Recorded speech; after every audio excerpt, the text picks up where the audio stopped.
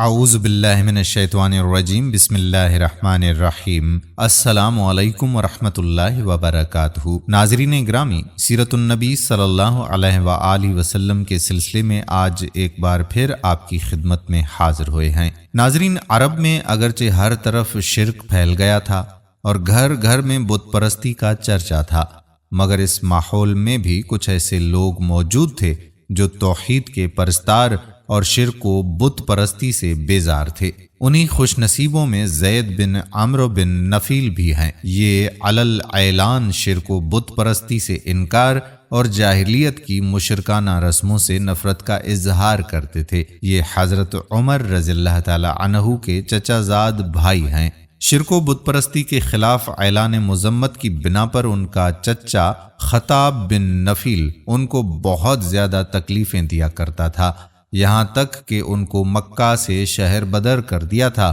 اور ان کو مکہ میں داخل نہیں ہونے دیتا تھا، مگر یہ ہزاروں ایذاؤں کے باوجود عقیدہ توحید پر پہاڑ کی طرح ڈٹے ہوئے تھے۔ چنانچہ آپ کے دو شعر بہت مشہور ہیں جن کو یہ مشرکین کے میلوں اور مجموعوں میں بآواز بلند سنایا کرتے تھے، جن کا ترجمہ ہے: کیا میں ایک رب کی اطاعت کروں یا 1000 رب کی، جبکہ لوگوں کے دینی معاملات تقسیم ہو چکے ہیں؟ میں نے تو لات و عزا کو چھوڑ دیا ہے اور ہر بصیرت والا ایسا ہی کرے گا۔ ناظرین، یہ صاحب مشرکین کے دین سے متفر ہو کر دین برحق کی تلاش میں ملک شام چلے گئے تھے۔ وہاں ایک یہودی عالم سے ملے، پھر ایک نصرانی پادری سے ملاقات کی، اور جب آپ نے یہودی اور نصرانی دین کو قبول نہیں کیا تو ان دونوں نے دین حنیف کی طرف آپ کی رہنمائی کی، جو حضرت ابراہیم خلیل اللہ کا دین تھا، اور ان دونوں نے یہ بھی بتایا کہ حضرت ابراہیم علیہ السلام نہ یہودی تھے نہ نصرانی، اور وہ ایک خدائے واحد کے سوا کسی کی عبادت نہیں کرتے تھے۔ یہ سن کر زید بن عمرو بن نفیل ملک شام سے مکہ واپس آ گئے اور ہاتھ اٹھا اٹھا کر مکہ میں بآواز بلند یہ کہا کرتے تھے کہ اے لوگو، گواہ رہو کہ میں حضرت ابراہیم علیہ السلام کے دین پر ہوں۔ اعلان نبوت سے پہلے حضور صلی اللہ علیہ وآلہ وسلم کے ساتھ زید بن عمرو بن نفیل کو بڑا خاص تعلق تھا اور کبھی کبھی ملاقاتیں بھی ہوتی رہتی تھیں۔ چنانچہ حضرت عبداللہ بن عمر رضی اللہ تعالی عنہ روایت کرتے ہیں کہ ایک مرتبہ وحی نازل ہونے سے پہلے حضور صلی اللہ علیہ وآلہ وسلم کی مقام بلدہ کی ترائی میں زید بن عمرو بن نفیل سے ملاقات ہوئی تو انہوں نے حضور صلی اللہ علیہ وآلہ وسلم کے سامنے دسترخوان پر کھانا پیش کیا۔ جب حضور صلی اللہ علیہ وآلہ وسلم نے کھانے سے انکار کر دیا تو زید کہنے لگے کہ میں بتوں کے نام پر ذبح کیے ہوئے جانوروں کا گوشت نہیں کھاتا، میں صرف وہی ذبیحہ کھاتا ہوں جو اللہ تعالیٰ کے نام پر ذبح کیا گیا ہو۔ پھر قریش کے ذبیحوں کی برائی بیان کرنے لگے اور قریش کو مخاطب کر کے کہنے لگے کہ بکری کو اللہ تعالیٰ نے پیدا فرمایا اور اللہ تعالیٰ نے اس کے لیے آسمان سے پانی برسایا اور زمین سے گھاس اگائی، پھر اے قریش، تم بکری کو اللہ کے غیر یعنی بتوں کے نام پر ذبح کرتے ہو۔ حضرت اسماء بنت ابوبکر رضی اللہ تعالی عنہا کہتی ہیں کہ میں نے زید بن عمرو بن نفیل کو دیکھا کہ وہ خانہ کعبہ سے ٹیک لگائے ہوئے کہتے تھے کہ اے جماعت قریش، خدا کی قسم، میرے سوا تم میں سے کوئی بھی حضرت ابراہیم علیہ السلام کے دین پر نہیں ہے۔ ناظرین، حضور اقدس صلی اللہ علیہ وآلہ وسلم کا اصل خاندانی پیشہ جو تھا وہ تھا تجارت، اور چونکہ آپ صلی اللہ علیہ وآلہ وسلم بچپن ہی میں ابو طالب کے ساتھ کئی بار تجارتی سفر فرما چکے تھے، جس سے آپ صلی اللہ علیہ وآلہ وسلم کو تجارتی لین دین کا کافی تجربہ بھی حاصل ہو چکا تھا، اس لیے ذریعہ معاش کے لیے آپ صلی اللہ علیہ وآلہ وسلم نے تجارت کا پیشہ اختیار فرمایا اور تجارت کی غرض سے شام اور بصرہ اور یمن کا سفر فرمایا، اور ایسی راست بازی اور امانت و دیانت کے ساتھ آپ صلی اللہ علیہ وآلہ وسلم نے تجارتی کاروبار کیا کہ آپ کے شرکا کار اور تمام اہل بازار آپ صلی اللہ علیہ وآلہ وسلم کو امین کے لقب سے پکارنے لگے۔ ایک کامیاب تاجر کے لیے امانت، سچائی،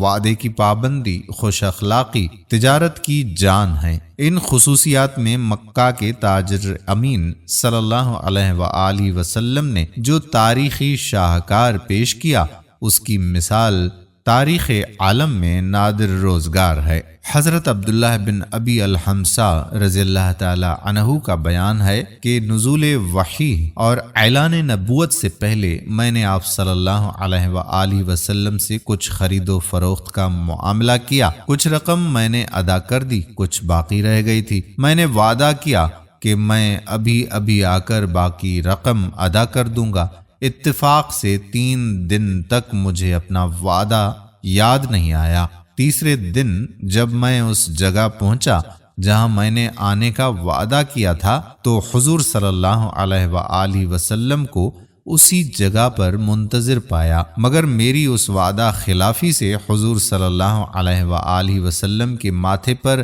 ایک ذرا بل نہیں آیا، بس صرف اتنا ہی فرمایا کہ تم کہاں تھے؟ میں اس مقام پر 3 دن سے تمہارا انتظار کر رہا ہوں۔ اسی طرح ایک صحابی حضرت صائب رضی اللہ عنہ جب مسلمان ہو کر بارگاہ رسالت میں حاضر ہوئے تو لوگ ان کی تعریف کرنے لگے، تو رسول اللہ صلی اللہ علیہ وآلہ وسلم نے فرمایا کہ میں انہیں تمہاری نسبت زیادہ جانتا ہوں۔ حضرت صائب رضی اللہ عنہ کہتے ہیں کہ میں عرض گزار ہوا کہ میرے ماں باپ آپ صلی اللہ علیہ وآلہ وسلم پر فدا ہوں۔ آپ نے سچ فرمایا۔ اعلان نبوت سے پہلے آپ صلی اللہ علیہ وآلہ وسلم میرے شریک تجارت تھے، اور کیا ہی اچھے شریک تھے۔ آپ نے کبھی لڑائی جھگڑا نہیں کیا تھا۔ حضور اقدس صلی اللہ علیہ وآلہ وسلم کا زمانہ طفولیت ختم ہوا اور جوانی کا زمانہ آیا تو بچپن کی طرح آپ صلی اللہ علیہ وآلہ وسلم کی جوانی بھی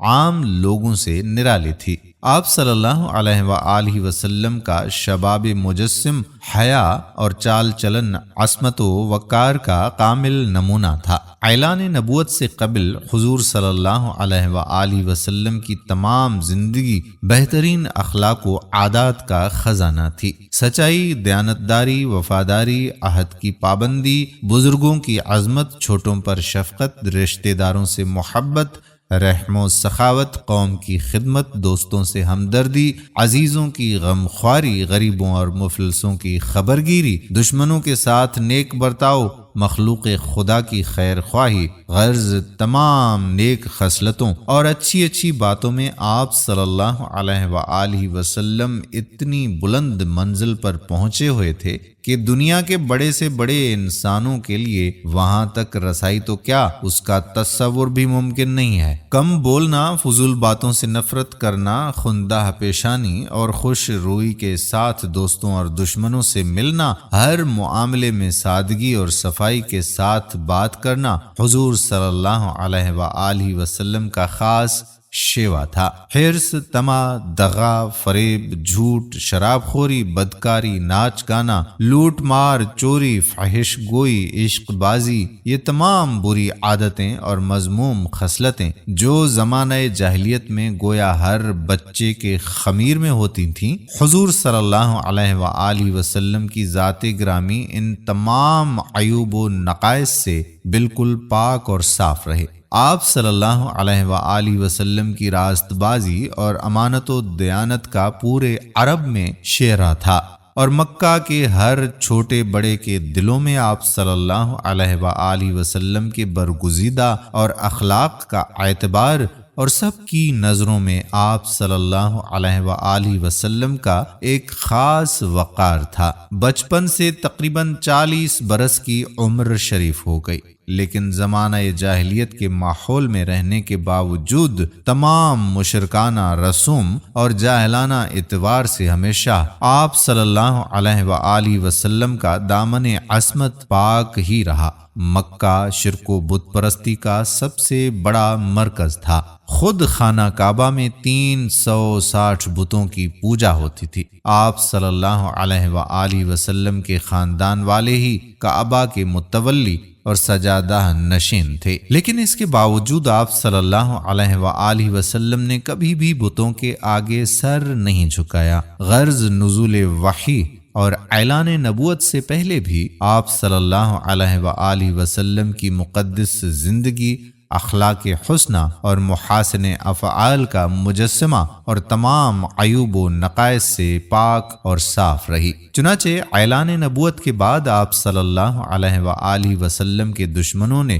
انتہائی کوشش کی کہ کوئی ادنا سا عیب یا ذرہ سی خلاف تہذیب کوئی بات آپ صلی اللہ علیہ وآلہ وسلم کی زندگی کے کسی بھی دور میں بھی مل جائے تو اس کو اچھال کر آپ صلی اللہ علیہ وآلہ وسلم کے وقار پر حملہ کر کے لوگوں کی نگاہوں میں آپ کو رسوا کیا جائے۔ مگر تاریخ گواہ ہے کہ ہزاروں دشمن سوچتے سوچتے تھک گئے، لیکن کوئی ایک واقعہ بھی ایسا نہیں مل سکا جس پر وہ آپ صلی اللہ علیہ وآلہ وسلم پر انگشت نمائی کر سکیں۔ لہٰذا ہر انسان اس حقیقت کے اعتراف پر مجبور ہے کہ بلا شبہ حضور صلی اللہ علیہ وآلہ وسلم کا کردار انسانیت کا غیر معمولی کردار ہے، جو نبی صلی اللہ علیہ وآلہ وسلم کے سوا کسی دوسرے کے لیے ممکن ہی نہیں ہے۔ یہی وجہ ہے کہ اعلان نبوت کے بعد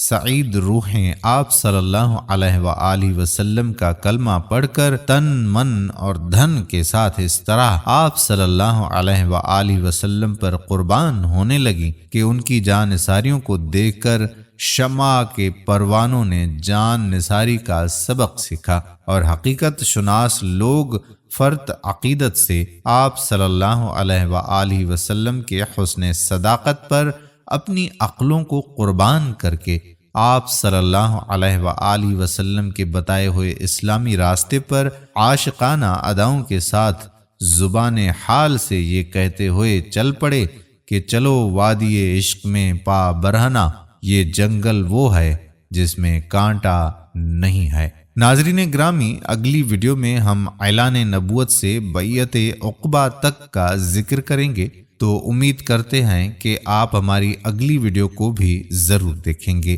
آج کی ویڈیو آپ کو ضرور پسند آئی ہوگی اور دوسرے لوگوں کا ایمان تازہ کرنے کے لیے ان کے ساتھ بھی شیئر ضرور کریں گے۔ آنے والی ویڈیو تک اپنا بہت زیادہ خیال رکھیے گا اور مجھے اپنی دعاؤں میں یاد رکھیے گا۔ آپ کا میزبان قادر بخش کلہوڑو آپ سے اجازت چاہتا ہے۔ اللہ حافظ۔